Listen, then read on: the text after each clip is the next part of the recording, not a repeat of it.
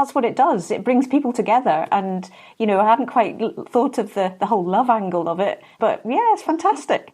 There'll be people that we know that definitely met at the Highland Show. Well, my brother Alex, he met his gorgeous girlfriend Erica at the Highland Show.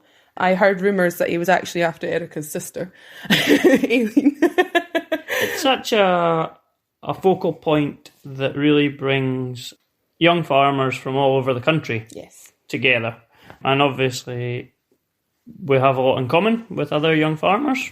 We're all trying to do the same sort of things and have passion for the same sort of things. I heard of a couple near to me. Very sadly, one of them's no longer with us, but they met probably 60 years ago at the Highland Show and were married for a very, very long time. So, I mean, there'll be many more stories out there where that came from. But Sarah, I guess it's just another example of that the importance of connection. Yeah, and again, in dull research terms, we'd probably talk about social networking and social capital.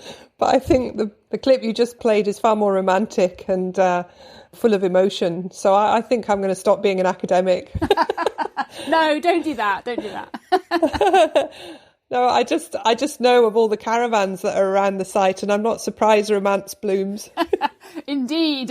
You probably have to edit that bit out. But yeah, no, I think it's important because it shows the social connections are extremely important, whether they are that kind of high level fun love type thing, or whether they're deeper and more supportive and more needed, I suppose.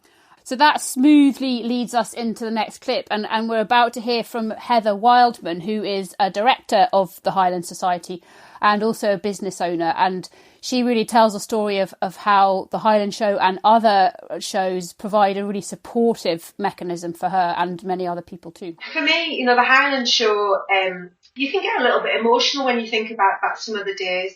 I think we've all had different times where we've maybe been at a low point, our confidence is rocked, we've questioned why we're doing what we're doing. For me, 2014 was a pretty rough year, and I was just at a bit of a lost point. I was contemplating starting my own business, but I didn't know what I was going to do, who I was going to be. And it was funny how other people see you compared to how you see yourself. And it was some random conversations with people, generally in the members bar or in the field reception or the young family or different things. So I was saying, well, why don't you try this? Have you thought about this? You need to speak to such and such. I'm going to give you this person's number, or let's meet up for a coffee after the show.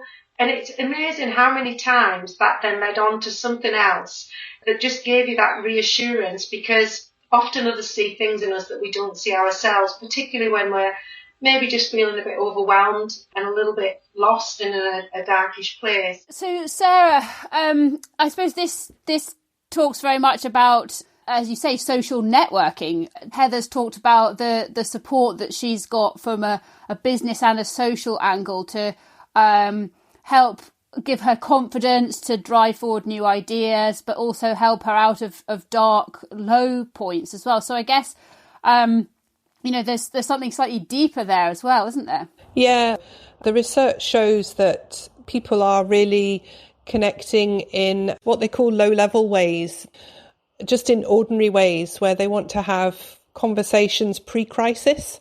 So things that might seem maybe unimportant or frivolous, so connecting over a knitting group or a pottery group or a coffee morning actually allows people to connect at the level they want to. So it might be at what might seem like a superficial level, but can then allow people to open up a little bit more, particularly when the connections are trusted ones.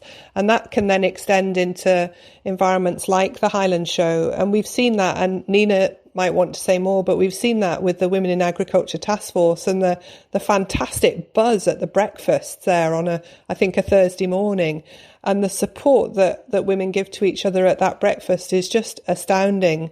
Much of that is built around these trusted relationships and people determined to build each other up, making that conscious decision to do so. So I think things over breakfast or over settings that aren't labelled as motivational can actually really lead to people being lifted up, and that's so important. You can't underestimate, the power of a conversation, asking questions, debates, discussions. I mean, the seminars at the Highland Show are an example, and people have their views, and being listened to and feeling that your viewpoint is taken seriously gives a huge sense of worth to yourself. You feel, again, that connection. What Heather said is really powerful, because you never know quite what's going on under the surface.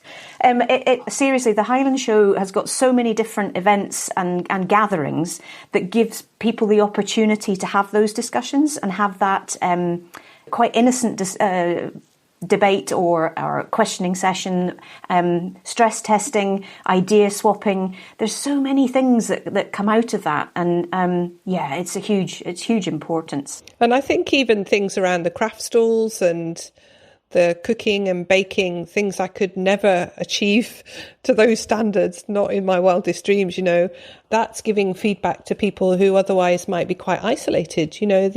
These are tremendous opportunities for people to get that sort of feedback. And something that's been in my mind as we've been talking is also, this is feedback from people in cities to those in rural areas as well.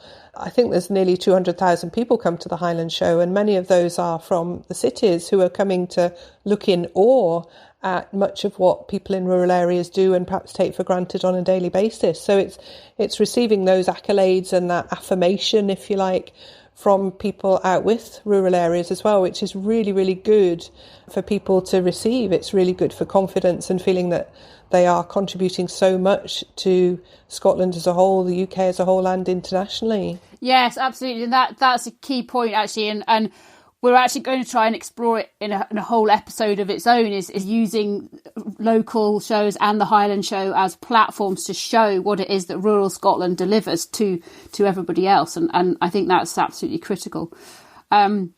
Nina, big question for you, if you don't mind. What do you think are some of the sort of strategies and things that we can do to try and fill some of this void? We're not going to be going for 4 days to Ingliston at the end of June. And we've just spent ages talking about all the things that everybody will miss on so many different levels. So what can we do to try and fill some of that gap? The important thing is keeping that connection. So things like just talking. Picking up the phone and speaking to people, to friends, to relatives, to people perhaps you haven't spoken to for a while, and really make the effort to do that, because it's so rewarding. Thankfully nowadays technology is such that you can see people, and we're having a Zoom meeting at the moment, and you can see people's expressions and you can have a bit of a giggle. So using that technology, and there's loads, there's, as I said, there's Zoom, there's Skype, there's WhatsApp. Now some people might struggle with that. Some people might not know how to work digital stuff, but it can be so easy. I guess just pick up the phone to RSABI if you're not sure, but it's massive. You can have quizzes online, debates online. Young farmers are fantastic. They've just had, I think, a painted welly competition, and that helps with that connection. My suggestion is keep talking, make an effort. Get with your friends and family. I mean, just the other day, I had dinner with my sister and her kids, but in a virtual way, and we had such a laugh. So, just make that little bit of an effort and it'll be well worth it. It's not going to completely replace that social contact that we've been used to, or indeed, something as massive as the Highland Show, but that type of thing will really, really help. I was just going to echo what Nina was saying, really, about looking out for those who are likely not to be connected. I think that's something on my mind. We all perhaps know people who are on their own, and you can sometimes find out from someone else what their favourite food is, or, their favourite book or something else, and just drop that off. And also e-cards, and you can do these, I can't mention the name of a company, obviously, because there are many good ones, but you can do these cards with a photo, these sorts of ways that we use technology, but they're then physical things that people receive.